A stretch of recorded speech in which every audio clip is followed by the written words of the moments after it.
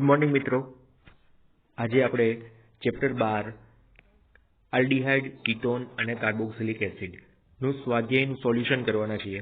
હવે આની અંદર જેટલા પણ ક્વેશ્ચન છે એમાં અમુક પ્રશ્નો એવા હશે કે જે બહુ ઇઝી હશે, તો એ હું તમને લોકોને હોમવર્કમાં આપી દઈશ. તમારે લોકોએ એ પીડીએફમાંથી જો કદાચ ન આવડે તો જોઈન કરી શકશો. હું તમને સાથે સાથે પીડીએફ તો આપવાનો જ છું, બરાબર? તો એ પીડીએફ ટેલિગ્રામની લિંકમાં પણ હશે. જો કદાચ તમને ન મળે વોટ્સઅપની અંદર તો ટેલિગ્રામમાં લિંક હશે, એની અંદર યુટ્યુબના વિડીયોના ડિસ્ક્રિપ્શનની અંદર ટેલિગ્રામની આપણે લિંક આપેલી જ હોય છે. એ લિંક થ્રુ તમે આરામથી જઈ શકશો, બરાબર છે? તો જોઈએ સૌથી પહેલો ક્વેશ્ચન.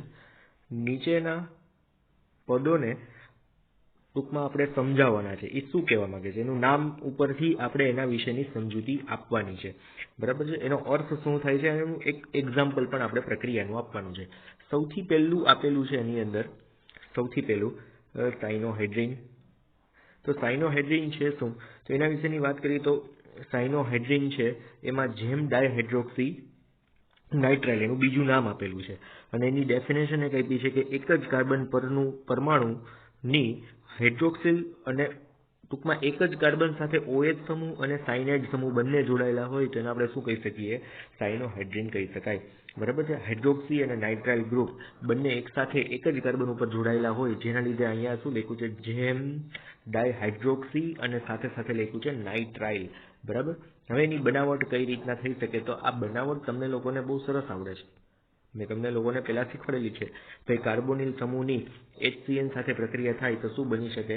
સાયનોહાઇડ્રિન બની શકે, બરાબર છે? એનો યુઝ શું છે તો એ પછી હવે અહીંયા આપેલો છે. બહુ જાજુ ડિટેલમાં જવાની જરૂર નથી, કેમ કે ઓલરેડી આપણે ચેપ્ટર ભણી ગયા છીએ, બરાબર છે? એસિટાલ કઈ રીતના બને છે, તો એસિટાલ માટેની વાત, તો જેમ ડાયઆલ્કોક્સી આલ્કેન છે, એસિટાલ કઈ રીતના બનશે, તો એસિટાલ માટે આપણે શું બતાવી શકશું? અહીંયા આપણી પાસે એસિટાલ્ડીહાઇડ છે, એની પ્રક્રિયા 2 મોલ ઇથેનોલ સાથે કરવાની છે, એટલે શું બની જશે? જેમ ડાયઆલ્કોક્સી કાં તો ઇથોક્સી કે આપણે ડાયઇથાઇલ એસિટાલ એવું પણ નામ આપી શકાય, બરાબર? ઘણા બધા નામ એસિટાઇલ તો એસિટાલ્ડીહાઇડ, ડાયઇથાઇલ એસિટાલ એવું આખું નામ આપી શકાય.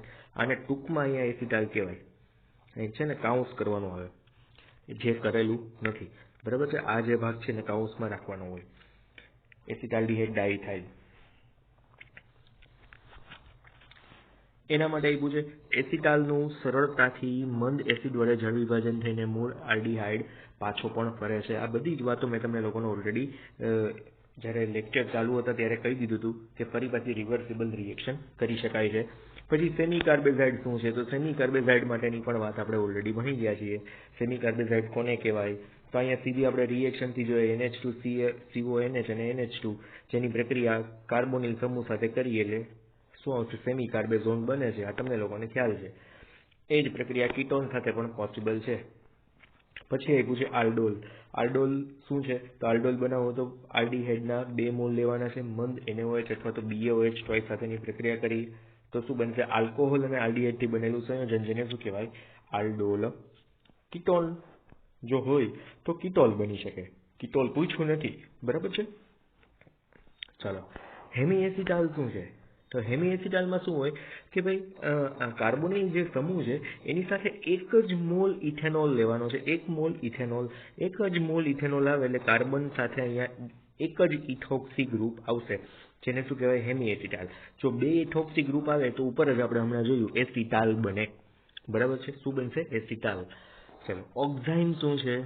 હવે આઈ થિંક આ બધા આપણે ભણી ગયા છીએ ને તો તમને લોકોને આવડશે. ઓક્ઝાઇન H2OH હાઇડ્રોક્સિલ અમાઇન. કીટાલની અંદર શું આવશે, તો કીટાલમાં કીટોનની ઇથિલિન ગ્લાયકોલ સાથેની પ્રક્રિયા આ તમને લોકોને આવડે છે. ઇમાઇનની અંદર શું આવશે, તો અહીંયા C ડબલ બોન્ડ N અહીંયા આપેલું જ છે બંધારણો કઈ રીતના બને છે ચાર્યું, બરાબર છે? એટલે અહીંયા ઇમાઇન સંયોજન જે છે એ કેવું હશે? ડબલ બોન્ડ N અને અહીંયા Z, અને Z ઇઝ ઇક્વલ ટુ અહીંયા શું હોય છે? હાઇડ્રોજન હોઈ શકે, અને એ જ હોય છે જનરલી, કેમ કે નાઇટ્રોજન 3 બંધથી કનેક્ટ થાય, બરાબર છે? DNP શું છે? ડાયનાઇટ્રો ફિનાઇલ હાઇડ્રેઝિન, આ તમને લોકોને ખ્યાલ છે. પછી સ્કીફ બેઝ શું છે, તો સ્કીફ બેઝ પણ આપણે ખ્યાલ જ છે, બરાબર? આ બધા જ રિએક્ટન્ટ ઓલરેડી આપણે ક્વેશ્ચનની અંદર ભણી જ ગયા છીએ. ડન. તો હવે આના પછીનો નેક્સ્ટ ક્વેશ્ચન જોઈએ. ધ્યાન આપજો. આની અંદર નેક્સ્ટ ક્વેશ્ચનમાં આ પણ સહેલો ક્વેશ્ચન છે. આઈયુપીએસસી નામ આપો. ઓકે, આ આઈયુપીએસસી નામ હું તમને લોકોને સાથે પીડીએફમાં આપી દઈશ, તમે લોકો જોઈ લેજો વ્યવસ્થિત રીતે. આપણે ઘણો બધો સમય આઈયુપીએસસી નામની અંદર ઓલરેડી બગાડેલો જ છે, બરાબર. ત્યાર પછી આ નેક્સ્ટ ક્વેશ્ચન પણ આઈયુપીએસસી નામ માટેનો જ છે. બંધારણ, અહીંયા હું તમને કોષ્ટક આપેલું જ છે, નામ પણ આપેલું છે, સાથે બંધારણ અહીંયા બાજુમાં દોરેલું છે, બરાબર. નામ અને બંધારણ. હવે તમે લોકો નામ ઉપરથી બંધારણ જાતે દોરવાની ટ્રાય કરજો, તેના આફ્ટર ટેલી કરજો કે સાચું છે કે નહીં, બરાબર. એમને સીધું જોઈ જોઈને લખવાનો મનતા. હા, તમારો ટાઈમ કિંમતી છે, પણ એમને જોઈ જોઈને લખશો ને તો એ ટાઈમ પણ બગડ્યો જ કહેવાય. એમ એ કિંમતી ટાઈમ ન કહેવાય, પછી ઉતારો કર્યો ને એને. ચલો next one, same as question. IUPAC નામ લખવાના છે, બંધારણ ઓલરેડી આપેલા છે. આઈયુપીએસસી નામ તમે તમારી જાતે લખજો, બનાવજો, બરાબર છે. એ બધા આવડે જ છે. જો ન આવડે તો તમે લોકો મને પર્સનલી પૂછી શકો છો. કદાચ ક્યાંય એક પણ નામની અંદર આ જે ક્વેશ્ચન નંબર 2 છે, 3 છે અને 4 છે, એમાં ક્યાંય પણ નામની અંદર તમને કોઈ ડાઉટ લાગે તો તમે એની ટાઈમ મને વોટ્સઅપની અંદર મેસેજ કરીને પૂછી શકો છો, બરાબર. 4 નંબર સુધીના ક્વેશ્ચન બધા જે છે. 5 નંબરનો ક્વેશ્ચન ખાસ ધ્યાન આપવાની અંદર, 5 નંબરનો ક્વેશ્ચન પણ આ વ્યુત્પન્નોના બંધારણ જણાવો. તો બેન્ઝાલ્ડીહાઇડના 2,4-ડાયનાઇટ્રોફિનાઇલ હાઇડ્રેઝોન, આનું બંધારણ આપણે બનાવવાનું છે. તો બેન્ઝાલ્ડીહાઇડ ના શબ્દ લખ્યો છે ને, તો બેન્ઝાલ્ડીહાઇડ અને 2,4-ડાયનાઇટ્રોફિનાઇલ હાઇડ્રેઝિન એની સાથેની પ્રક્રિયા છે. ખરેખરમાં પ્રક્રિયા કેવી હોય કે દાખલા તરીકે આ રીતના આપણી પાસે બેન્ઝાલ્ડીહાઇડ છે, CHO આ રીતનું છે. એની પ્રક્રિયા કોની સાથે કરવાની છે? તો આ DNP સાથે કરવાની છે, બરાબર છે. એટલે CHO ની DNP સાથેની પ્રક્રિયા કરવાની છે. તો આ બંધારણ કંઈક આવું બને. સાયક્લોપ્રોપેનોન પછી ઓક્ઝાઇન, બરાબર, આ રીતના બની શકે છે. સાયક્લોપ્રોપેનોન કેવું હોય? તો સાયક્લોપ્રોપેનોન તમને લોકોને ખબર હોવી જોઈએ. સાયક્લોપ્રોપેનોનની અંદર શું હોય? ડબલ બોન્ડ અને અહીંયા O છે, બરાબર. આ રીતનું બંધારણ હોય. એની પ્રક્રિયા કોની સાથે થાય? તો કે ભાઈ H2N અને OH સાથે પ્રક્રિયા થાય. તો એમાં છૂટું શું પડી જાય? તો છૂટું શું પડે? H2O છૂટો પડે આ રીતના. તો ત્યાં જોઈન્ટ પણ થઈ જાય. તો બંધારણ કંઈક આવું બની જાય, બરાબર છે. આ મેં બધા જ પ્રકાર તમને લોકોને ઓલરેડી એક્ઝામ્પલમાં સમજાવેલા છે, હોમવર્કમાં આપેલાય હતા. એટલે આટલું તો યાદ આવવું જોઈએ. કદાચ ન આવે ને તો ફરી પાછું એક વખત લેક્ચર જોઈ લ્યો, હું તો કહું છું, બરાબર છે. નાઇટ્રોજનના વ્યુત્પન્નો સાથેની બનાવટની પ્રક્રિયાઓ, કયા કયા બંધારણ કઈ રીતના બને છે, આ એક ખાસ જોજો. 5 નંબરનું જે બંધારણ છે એ, બરાબર છે. બાકીના તો તમને લોકોને આવડી જાય છે. ચાલો ધેન આફ્ટર જોઈએ નેક્સ્ટ ક્વેશ્ચન. ધ્યાન આપજો આની અંદર. જ્યારે સાયક્લોહેક્ઝેન કાર્બાલ્ડીહાઇડ નીચે દર્શાવેલા પ્રક્રિયકો સાથે પ્રક્રિયા કરે ત્યારે નિપજો શું બની શકે? સાયક્લોહેક્ઝેન કાર્બાલ્ડીહાઇડ એટલે આપણે તો આલ્ડીહાઇડની પ્રક્રિયાઓ જ જોવાની છે. કોની પ્રક્રિયા? સાયક્લોહેક્ઝેન તો એમને છે. અહીંયા આલ્ડીહાઇડ જો હોય તો કઈ રીતના પ્રક્રિયા કરે? તો અહીંયા સૌથી પહેલી પ્રક્રિયા છે ફિનાઇલ મેગ્નેશિયમ બ્રોમાઇડ સાથેની પ્રક્રિયા કરીએ તો તમને લોકોને ખ્યાલ છે MgBr નું એક મધ્યસ્થી નિપજ બને. મધ્યસ્થી નિપજની પાણી સાથેની પ્રક્રિયા કરીએ એટલે આલ્કોહોલ વાળું સંયોજન બની જાય, બરાબર છે. ઓક્સિજન છે ત્યાં હાઇડ્રોજન આવી જાય એટલે ફિનાઇલ મિથેનોલ સંયોજન બની જાય. સાયક્લોહેક્ઝાઇલ, પછી ફિનાઇલ અને મિથેનોલ. પહેલા આનું નામ લીધું સાયક્લોહેક્ઝાઇલ, પછી આને આપણે ફિનાઇલ કીધું અને આને શું કીધું છેલ્લે? ફાઇનલી મિથેનોલ, બરાબર છે. ટોલેન્સ પ્રક્રિયક સાથેની પ્રક્રિયા થાય તો શું થાય? તો ટોલેન્સ પ્રક્રિયક સાથેની પ્રક્રિયાથી ચેન્જ ખાલી આટલો જ આવે, એસ્ટર ફોર્મની અંદર આવી જાય.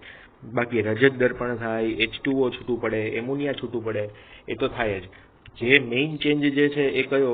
તો આ જે આલ્ડીહાઇડ સમૂહ છે એમાંથી શું બની જાય? એસ્ટર ફોર્મની અંદર રૂપાંતરિત થાય, એ જ મેઇન છે, બરાબર છે.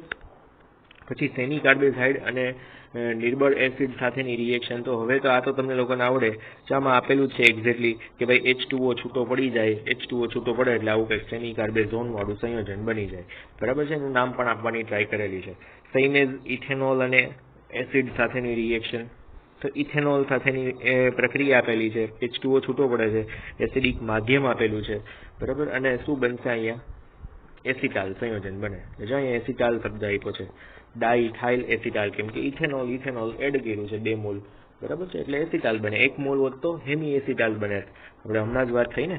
અને 5મું છે ZnHG ના એમાલ્ગમ સાથેની પ્રક્રિયા અને HCl ની હાજરીમાં પ્રક્રિયા થાય તો શું બને? તો 1 કાર્બન છે તો 1 કાર્બન ધરાવતો હાઇડ્રોકાર્બન બની જાય એટલે મિથાઇલ સાયક્લોહેક્ઝેન આવું કંઈક સંયોજન બને. Methyl cyclohexane. આ પ્રક્રિયા મેં તમને લોકોને કરાવેલી છે ને. ક્લેમેન્સન રિડક્શન યાદ હોય તો. ક્લેમેન્સન રિડક્શન તમારી ટેક્સ્ટબુકમાં નહોતું, આપણે અલગથી આપણે શીખ્યું હતું. નો યાદ હોય તો લેક્ચર જોઈ લેવા ખાસ વિનંતી. હા, મારે તો કેવું પડે, તમને લોકોને યાદ ન રહે ને. ચલો, નીચે દર્શાવેલા સંયોજનો પૈકી કયા સંયોજનો આલ્ડોલ સંઘનન કરશે અને કયા સંયોજનો કેની-ઝારો પ્રક્રિયા આપશે? બે એકબીજાથી ઓપોઝિટ છે. આલ્ડોલ સંઘનન કોણ આપે? તો જેમાં આલ્ફા હાઇડ્રોજન છે એ આલ્ડોલ સંઘનન આપશે, જેમાં આલ્ફા હાઇડ્રોજન નથી એ કેની-ઝારો આપશે. એટલે બે એકબીજાથી કેવી થઈ જશે? Opposite reaction. એટલે જે આલ્ડોલ આપશે એ કેની-ઝારો નહીં આપે. બરાબર છે? બહુ સિમ્પલ થઈ ગયું. સૌથી પહેલું તો આલ્ડોલ સંઘનન માટે મેં પહેલા જ કીધું એમ કે આ પ્રક્રિયામાં શું હોવું જોઈએ? જો અહીંયા એક્ઝેક્ટ અંડરલાઈન કરતો જાઉં છું, ધ્યાન આપજો. આ પ્રક્રિયામાં આલ્ફા હાઇડ્રોજન ધરાવતા આલ્ડીહાઇડ અને કીટોન જ આપી છે. બરાબર? તો એવું કયા કયા સંયોજનોની અંદર છે? તો આ 4 સંયોજનો આલ્ડોલ સંઘનન આપી શકે. કયું? તો 2 મિથાઇલ પેન્ટેનાલ, પછી 1 ફિનાઇલ પ્રોપેનોન અને સાયક્લોહેક્ઝેનોન અને ફિનાઇલ એસિટાલ્ડીહાઇડ. આ તો આપણી પાસે જવાબ છે, પણ તમે બંધારણ દોરશો ને તો તમને ખબર પડશે કે ભાઈ આ 5 જે બંધારણ આપેલા છે, સોરી 4 બંધારણ આપ્યા છે, એમાં આલ્ફા કાર્બન ઉપર હાઇડ્રોજન હાજર છે તો જ આલ્ડોલ સંઘનન પ્રક્રિયા થઈ હોય. બરાબર છે? એના એક્ઝામ્પલ પણ આપી દીધા છે. અહીંયા આલ્ફા કરીને આપેલું છે એક્ઝેક્ટલી. તો આલ્ફા હાઇડ્રોજન છે, ધેટ્સ વાય અહીંયા આલ્ડોલ બને છે. બરાબર છે? સેમ એઝ અહીંયા આલ્ફા 2 છે આની અંદર, તો 2 આલ્ફા છે એટલે કોઈ પણ સાથે પ્રક્રિયા કરી શકવાની શક્યતા છે. પછી અહીંયા આ બાજુ એક આલ્ફા કાર્બન છે, એના લીધે આ પ્રક્રિયા આખી પોસિબલ થાય છે. પાણીનો અણુ છૂટો પડી જાય તો તમને લોકોને ખ્યાલ જ છે. બરાબર? અને આમાં પણ અહીંયા આલ્ફા હાઇડ્રોજન આપેલો છે. હવે કેની-ઝારો પ્રક્રિયામાં એનાથી ઓપોઝિટ હતું. શું ઓપોઝિટ આપેલું હતું? કે ભાઈ જે આલ્ડીહાઇડ સંયોજન જો માત્ર ને માત્ર એક તો આલ્ડીહાઇડ જ આપે, પહેલા તો સૌથી પહેલા કેની-ઝારો પ્રક્રિયા કોણ આપે? માત્ર ને માત્ર આલ્ડીહાઇડ. એ પણ કેવો હશે? તો અહીંયા આલ્ફા હાઇડ્રોજન ના હોય એવો આલ્ડીહાઇડ હોવો જોઈએ તો જ કેની-ઝારો પ્રક્રિયા આપે. તો એવા કોણ છે? તો મિથેનાલ છે, બેન્ઝાલ્ડીહાઇડ છે, 2,2-ડાયમિથાઇલ બ્યુટેનાલ છે. આ ત્રણે છે એ કેની-ઝારો પ્રક્રિયા આપી શકે. એનું કારણ છે એમાં આલ્ફા હાઇડ્રોજન પરમાણુ હાજર નથી. જો આમાં આલ્ફા હાઇડ્રોજન ક્યાંય આપણને જોવા મળતો નથી. બેન્ઝાલ્ડીહાઇડમાં આલ્ફા હાઇડ્રોજન કશે જોવા મળશે નહીં, અને આની અંદર પણ આલ્ફા હાઇડ્રોજન આપણને જોવા મળશે નહીં. બરાબર છે? શું કામ નહીં મળે? તો જો અહીંયા આલ્ફા હાઇડ્રોજન તમને દેખાય છે, એ કાર્બન જે છે, આ જે કાર્બન આપેલો છે એમાં એ કાર્બનની સંયોજકતામાં જો ક્યાંય હાઇડ્રોજન નથી, 4 કાર્બન જ છે. ઇટ મીન્સ કે ત્યાં આલ્ફા હાઇડ્રોજન ગેરહાજર છે. પછી બેન્ઝોફિનોલ, આમાં તો કાર્બન સાથે કોઈ કઈ દેખાતું જ નથી. બરાબર છે? હાઇડ્રોજન હોય જ નહીં. કયા કાર્બન જોવાના હોય? એટલે આ પેલા કાર્બન જોવાના હોય જેની સાથે કનેક્ટેડ છે એ કાર્બન. હા, પછી બ્યુટેન 1-ઓલ સંયોજનો કે જેથી તે આલ્ડોલ સંઘનન તેમજ કેની-ઝારો પ્રક્રિયા આપતા નથી. આ એક એવું સંયોજન છે આખું બ્યુટેન 1-ઓલ, એમાં કાંઈ જ પ્રક્રિયા પોસિબલ થતી નથી. બરાબર છે? એટલે આ રીઝન સાથે અહીંયા આપેલું છે એક્ઝેક્ટલી, અને હું તમને લોકોને પીડીએફ તો મોકલીશ જ. આમ તો 5મી-6ઠ્ઠી વાર બોલી ગયો કે પીડીએફ મોકલીશ. એનું કારણ છે કે આમાં છે ને સાબિતી આપવાની કીધી છે. સાબિતી આપવા માટે એટલું બધું લખાય નહીં. ધેટ્સ વાય હું આવા લેક્ચર જ બનાવું છું દર વખતે. તમને લોકોને ખ્યાલ છે, ઓલરેડી પ્રેઝન્ટેશન રેડી હોય અને સ્ક્રીન રેકોર્ડિંગથી જ હું લેક્ચર બનાવી નાખું છું સ્વાધ્યાયના, કેમ કે જવાબ બહુ સહેલા હોય છે આના તો. બરાબર છે? ચાલો નેક્સ્ટ વન, 8મો ક્વેશ્ચન જોઈએ. ધ્યાન આપજો. 8મા ક્વેશ્ચનની અંદર તમે ઇથેનોલના નીચે દર્શાવેલા સંયોજનો કેવી રીતે પરિવર્તિત કરશો? ઇથેનાલને નીચે દર્શાવેલા સંયોજનમાં કેવી રીતના પરિવર્તિત? એટલે ઇથેનાલમાંથી આપણે આ નિપજો બનાવવાની છે. કઈ નિપજો બનાવવાની છે? તો બ્યુટેન 1,3-ડાયલ બનાવવાનું છે, બ્યુટ 2 ઇનાલ બનાવવાનું છે, અને બ્યુટ 2 ઇનોઇક એસિડ બનાવવાનું છે. સૌથી પહેલા આપણે શું બનાવવાનું છે? બ્યુટેન 1,3-ડાયલ બનાવવાનું છે. તો બ્યુટેન 1,3-ડાયલ, તો બ્યુટેન 1,3-ડાયોલ માટે આપણે શું કરશું? ડાયોલ. બરાબર? તો સૌથી પહેલા તો શું કરવાનું છે? આલ્ડોલ કન્ડેન્સેશન કરશું. આલ્ડોલ સંઘનન પ્રક્રિયા. બરાબર? જેનાથી શું બનશે? એક આલ્ડોલ નિપજ બનશે. એમાં અહીંયા આપણી પાસે CHO છે.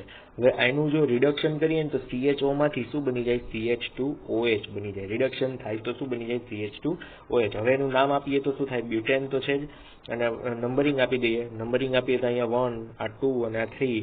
તો બ્યુટેન છે, 3 કાર્બન છે, આ ચોથો કાર્બન. 3 કાર્બનમાં પહેલા અને ત્રીજા ઉપર આલ્કોહોલ છે, તો બ્યુટેન 1,3-ડાયોલ.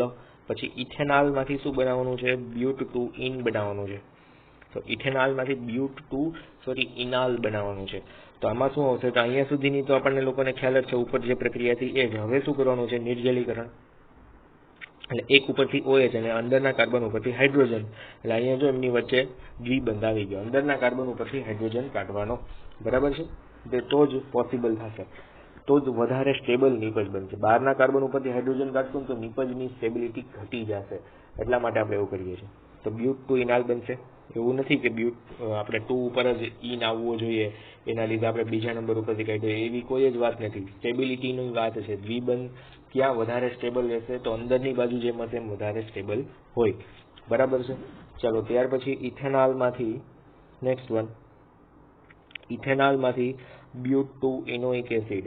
બ્યુટ ટુ ઇનોઇક એસિડ, બરાબર. તો બ્યુટ ટુ ઇનોઇક એસિડ માટે શું કરવાનું છે? તો સૌથી પહેલા તો અહીંયા સુધીની રિએક્શન તો તમને લોકોને ખ્યાલ જ છે. જો આ જ રિએક્શનને આખે આખી આ જે ઉપરની રિએક્શન છે, આ જે આખી પ્રક્રિયા જે તમને દેખાય છે એ પ્રક્રિયા અહીંયા સુધી અહીંયા લખેલી છે. જો એ કોપી પેસ્ટ.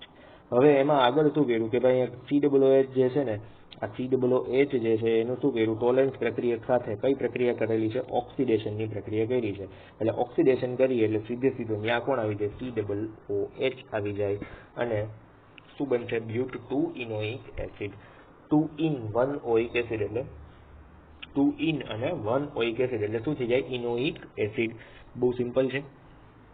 થોડુંક ફાસ્ટ જાય છે, એનું રીઝન છે કે ઓલરેડી બધું જ આપણે ચેપ્ટરની અંદર ભણી ગયા છે, બીજી વખત આવે છે. પ્રક્રિયાઓ તમે ઓક્સિડેશન રિડક્શનની બહુ સરસ ભણી ગયા છો અને મને એવું લાગે છે કે તમે લોકોએ 5 વાર લખી હશે. ન લખી હોય તો પહેલા છે ને ભાઈ ચેપ્ટર કમ્પ્લીટ કરજો અને ધેન આફ્ટર જ આ એક્સરસાઇઝની સોલ્યુશન સ્ટાર્ટ કરજો.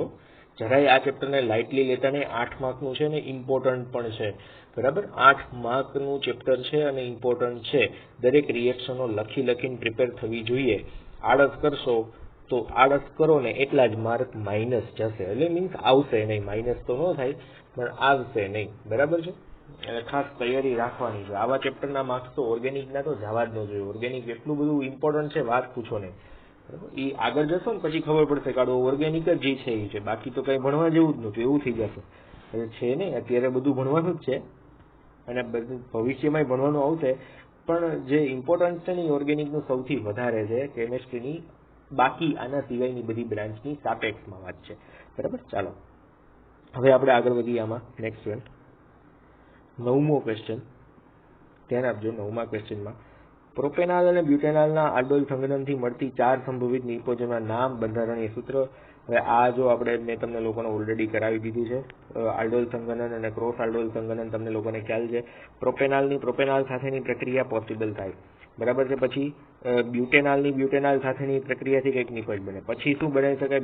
પ્રોપેનોલની બ્યુટેનોલ સાથે. મેં તમને ઓલું ખબર AB, BA અને AB એવી રીતના આપણે કર્યું હતું, બરાબર છે. પેલા A વત્તા B ની પ્રક્રિયા કરીએ તો કઈ 4 નિપજો બને? તો પેલા તો A ની બને, પછી B વાળી નિપજ બને, એટલે 2 નિપજ થઈ ગઈ. પછી A આગળ અને B પાછળ, પછી B આગળ અને A પાછળ. આ 4 નિપજ. જો અહીંયા બ્યુટેનોલ આગળ છે, પછી એની પ્રોપેનોલ સાથેની પ્રક્રિયા. આમાં પ્રોપેનોલ આગળ હતું અહીંયા ઉપરનામાં અને બ્યુટેનોલ સાથેની પ્રક્રિયા હતી. ડન છે. એટલે આ તમને લોકોને મેં ઓલરેડી આખું ક્રોસ આલ્ડોલ સંઘનનની 4 નિપજો કઈ રીતના ટૂંકમાં આપણે મેળવી શકીએ એ મેં તમને લોકોને શીખવાડેલું હતું. હવે જો ન યાદ હોય તો ક્રોસ આલ્ડોલ સંઘનન સ્પેશિયલી લેક્ચર મેં લીધેલો હતો, એ ખાસ તમારે જોઈ લેવાનો છે, બરાબર છે. અને 4 નિપજ બનવાનું કારણ શું ખબર છે?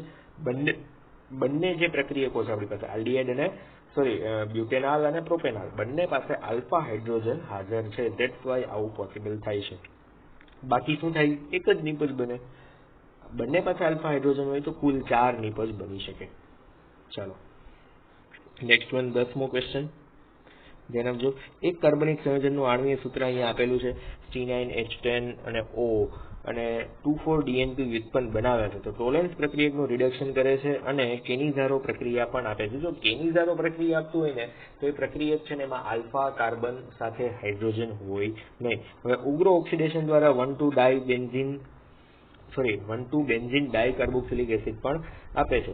તો આ સંયોજનને આપણે ઓળખી બતાવવાનું છે. સૌથી પહેલા શું કર્યું છે? પહેલા તો આણ્વીય સૂત્ર આપી દીધું આપણને. આણ્વીય સૂત્ર શું આપ્યું છે? આપ્યું છે C9H10 અને O અને આલ્ડીહાઇડ સમૂહ હાજર છે, બરાબર છે. તો તે 2,4-DNP વ્યુત્પન્ન આપે છે. 2,4-DNP વ્યુત્પન્ન તો કોણ આપે? તો જેની અંદર કાર્બોનિલ સમૂહ એ 2,4-DNP વ્યુત્પન્ન આપી શકે. પછી ટોલેન્સ પ્રક્રિયકનું રિડક્શન પણ કરે છે. ટોલેન્સ પ્રક્રિયકનું રિડક્શન કરી શકે છે. એટલે સૌથી પહેલા અને બીજું છે જેથી C8H9 અને CHO એવું સંયોજન આપણે કહી શકીએ. આ જ સંયોજન જે છે એનું સૂત્ર બનાવેલું છે, C8H9 અને CHO, બરાબર છે. કેની ધારો પ્રક્રિયા આપતો એનો મિનિંગ શું થઈ ગયો? કેની ધારો પ્રક્રિયાનો કે એમાં આલ્ફા હાઇડ્રોજન નથી. તો જો કાં તો આવું સંયોજન હોઈ શકે અને કાં તો કેવું હોવું જોઈ શકે, આવું. આ કેવું બતવાની ટ્રાય કરી છે ખબર છે? આને આપણે ઇલેબોરેટ કરીએ ને તો દાખલા તરીકે આપણી પાસે આ રીતનું બેન્ઝીન છે, બરાબર છે? આ બેન્ઝીન છે, સોરી, બરાબર છે, જેવું દોરાય એવું. પછી અહીંયા શું આવશે? CHO અને ફાઇનલી આ બાજુ કોણ આવશે? તો C2H5. એટલે અહીંયા આપણે C2H અને 5 આવું લખીએ, C2H5, બરાબર છે? તો આ રીતનું જે સંયોજન છે આવું બની શકે ખરી. એટલે ટૂંકમાં આને આપણે આ મુજબનું બનાવી શકીએ ખરી, લખી શકાય ખરી, બરાબર છે? એટલે પછી પેરા સ્થાન ઉપર હોય, ઓર્થો સ્થાન ઉપર હોય, કોઈ પણ સ્થાન ઉપર હોય, પણ એમાં પણ ઓર્થો સ્થાન ઉપર જ છે. મેં હમણાં પેરા સ્થાન વાળું દોર્યું હતું, બરાબર છે? આ રીતના દોર્યું હતું બેન્ઝીનમાં, અહીંયા અને અહીંયા મેં આ રીતના બે જગ્યાએ દોર્યા હતા. પણ ખરેખરમાં આ જે છેલ્લી જગ્યા છે ને એ નહીં આવે, એના બદલે કઈ જગ્યા આવશે? બીજી જગ્યા આવશે, 1 અને 2. એનું કારણ શું છે? તો તમને લોકોને અહીંયા છેલ્લે એવું કીધું છે કે 1,2 બેન્ઝીન ડાયકાર્બોક્સિલિક એસિડ આપે છે. પહેલા તો આ પઝલ જેવું છે આપણી પાસે કે આ કાર્બોનિલ સંયોજન કયું હશે, બરાબર છે? કાર્બોનિલ સંયોજન કયું હશે? કીટોન છે કે આલ્ડીહાઇડ છે, બરાબર? જો કીટોન હોય ને તો કાર્બનની સંખ્યા આવી કંઈક હોઈ શકે નહીં. એટલે એ તો પ્રશ્નો છૂટી ગયો આખે આખો, બરાબર છે? એવું તો કાંઈ હશે નહીં. અને ટોલેન્સ પ્રક્રિયાનું રિડક્શનની વાત એવી છે, એટલે કીટોન ટોલેન્સ પ્રક્રિયામાં આવતો નથી. એટલે ખાસ યાદ રાખવાનું આલ્ડીહાઇડ જ છે, બરાબર છે? C9H10 અને O ની અંદર શું હશે? આલ્ડીહાઇડ જ હશે. તો આલ્ડીહાઇડ વાળું સંયોજન આપણે ઇમેજિન કર્યું તો આપણી પાસે બી ઓપ્શનની અંદર અહીંયા બે ઇમેજિન કરી શકાય એવા હતા. આમાં પ્રશ્ન હતો કે ઓર્થો, મેટા કે પેરા, ઓર્થો, મેટા કે પેરા. તો એમાં આપણને ખબર પડી કે ભાઈ ઓર્થોની જરૂર પડશે, કેમ કે અહીંયા 1,2 પોઝિશન વાળો કાર્બોક્સિલિક એસિડ જોઈએ છે.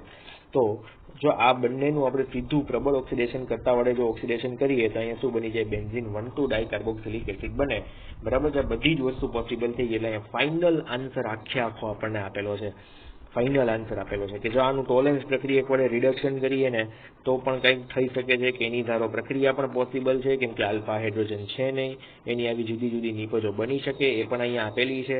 અને ડીએનપી સાથેની પ્રક્રિયાથી કંઈક આવી નિપજ બને છે, એ પણ અહીંયા આપેલી છે. ટોટલ 4 પ્રક્રિયાઓ આની અંદર આપી દીધી છે, બરાબર? અને આ જે છે ઓક્ઝેલિક એસિડ છે, ડાયકાર્બોક્સિલિક એસિડનું નામ બીજું શું થશે? Oxalic acid. અમે તમને લોકોને ઓક્ઝેલિક એસિડ નહીં થાય, રેડી જે નામ છે બરાબર જ છે, બેન્ઝીન 1,2 ડાયકાર્બોક્સિલિક એસિડ. ચાલો હવે 11મો ક્વેશ્ચન જોઈએ. નેક્સ્ટ વન ધ્યાન આપવાનું છે આની અંદર. આજનો છેલ્લો ક્વેશ્ચન રાખશું, 11મો ક્વેશ્ચન આના પછી, કેમ કે આ થોડાક લાંબા ક્વેશ્ચન છે અને હું તમને લોકોને PDF મોકલું ને. હા, એક ખાસ કે આની 10મો ક્વેશ્ચન છે ને એમાં તમારે એઝમ્પશન કરવા કરતા છે ને છેલ્લું જે મેઇન 4 પ્રક્રિયાઓ હતી ને એ પ્રક્રિયાઓ જ લખજો. એઝમ્પશન માટેનો બી પોઈન્ટ હતો ને એ ખાલી લખી નાખજો, બી પોઈન્ટ, બરાબર છે? શબ્દો સાંભળજો.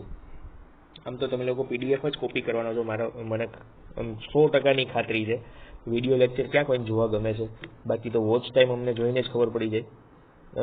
ખરેખર આળસુ થઈ ગયા છો, ઘરે રહીને 2-2, 5-5 કિલો વજન ચડાવ્યા રાખો છો ખાલી કાંઈ જરૂર વગરનો, બરાબર છે? હેલ્થ ખરાબ કરો છો અને નોલેજ ઘટાડો છો, બસ. ઇમ્પ્રુવમેન્ટ કાંઈ જ નથી, ઇમ્પ્રુવમેન્ટ ખાલી બોડીનું જ છે. ચાલો જોઈ લઈએ, લાસ્ટ ક્વેશ્ચન જોઈ લઈએ આપણે. એક કાર્બનિક પદાર્થ એ મન સલ્ફ્યુરિક એસિડ વડે જળ વિભાજન પામીને કાર્બોક્સિલિક એસિડ, આલ્કોહોલ આપ્યા કરે છે. હવે આપ્યા હતા તો ક્રોમિક એસિડ વડે C ના ઓક્સિડેશનથી B બન્યું અને C એ નિર્જલીકરણ પામીને બ્યુટોઇન આપતું હતું. તો અહીં સમાવિષ્ટ રાસાયણિક પ્રક્રિયાઓ કઈ હશે? પહેલા તો છે ને એ કાર્બનિક પદાર્થનું આણ્વીય સૂત્ર આપણને આપ્યું છે C8H16 અને O2. એ મંદ સલ્ફ્યુરિક એસિડ વડે જળ વિભાજન પામી શકે છે, આપણને આવું આપ્યું છે, બરાબર? તો C8H8 એ કયું હોઈ શકે? બ્યુટ 1 બને. એટલે સૌથી પહેલા તો આપણે શું ઊંધેથી ચાલુ કરજો. સંયોજન C નું નિર્જલીકરણ કરવાથી બ્યુટ 1 બને છે. તો બ્યુટ 1 આપણે આમ ઊંધું જીવું, જો બ્યુટ 1 ઓલ માંથી બ્યુટેન 1 ઓલ હોય એનું નિર્જલીકરણ કરી તો શું બને? બ્યુટ 1 બને. પછી સંયોજન C જે છે એનું ક્રોમિક એસિડ વડે ઓક્સિડેશન કરવાથી B મળે છે, જેથી B શું બની જાય એનું? એટલે કે આનું ઓક્સિડેશન કરીએ તો બ્યુટેનોઇક એસિડ બની જાય. જો અહીંયા આપેલું છે બ્યુટેનોઇક એસિડ, બરાબર? હવે સંયોજન C જે છે ને એનું આણ્વીય સૂત્ર આવું થાય, એનું મંદ H2SO4 વડે વિભાજન કરવાથી આપણને શું મળી ગયો? બી મળી ગયો. તે બ્યુટેનોઇક એસિડ છે અને સી બને છે જે આલ્કોહોલ ટૂંકમાં આપેલો છે. તો આ બંને આપણી પાસે પ્રક્રિયક બની ગયા સીમાં. એક બી નો પ્રક્રિયક શું છે? એસિડ છે. સી નો પ્રક્રિયક આલ્કોહોલ છે. એનું એકબીજા સાથે ભેગા કરીએ તો માઇનસ શું થઈ જાય? H2O થાય અને એસ્ટર અહીંયા કંઈક બનશે. બરાબર છે? એટલે આપણી પાસે અહીંયા શું બની ગયો? એસ્ટર. હવે આ એસ્ટરની અહીંયા પ્રક્રિયાઓ આપેલી છે. ફરી પાછું જળ વિભાજન કરવાનું છે. તો એસ્ટરનું જળ વિભાજન કરીએ તો વળી પાછું શું બને છે? અહીંયા બ્યુટ-1-ઇન બની જાય છે. સોરી, આ જે પ્રક્રિયક હતા એ બની જાય છે અને બ્યુટ-1-ઇન નું ક્રોમિક એસિડ સાથે પ્રક્રિયા કરીએ તો તમારી જાણ ખાતર ખાસ બ્યુટ-1-ઇન માંથી ક્રોમિક એસિડ સાથેની પ્રક્રિયાથી બ્યુટેનોઇક એસિડ પણ બનાવી શકાય. એટલે આપણે અહીંયા ક્વેશ્ચન શું તો કે કાર્બનિક પદાર્થનું મન સલ્ફ્યુરિક એસિડ વડે જળ વિભાજન પામીને કાર્બોક્સિલિક એસિડ બી અને આલ્કોહોલ પણ બને છે. એટલે બે વસ્તુ બનવી જોઈએ જળ વિભાજનથી. બરાબર છે? તો અહીંયા જળ વિભાજન આપણે કરી બતાવ્યું આખું. પછી ક્રોમિક એસિડ વડે સી ના ઓક્સિડેશન થી બી બની શકવો જોઈએ. ક્રોમિક એસિડ વડે સી ના ઓક્સિડેશન થી બી બનવો જોઈએ. તો જો આ સી ના ઓક્સિડેશન થી શું બનાવ્યો? બી બનાવ્યો આખો.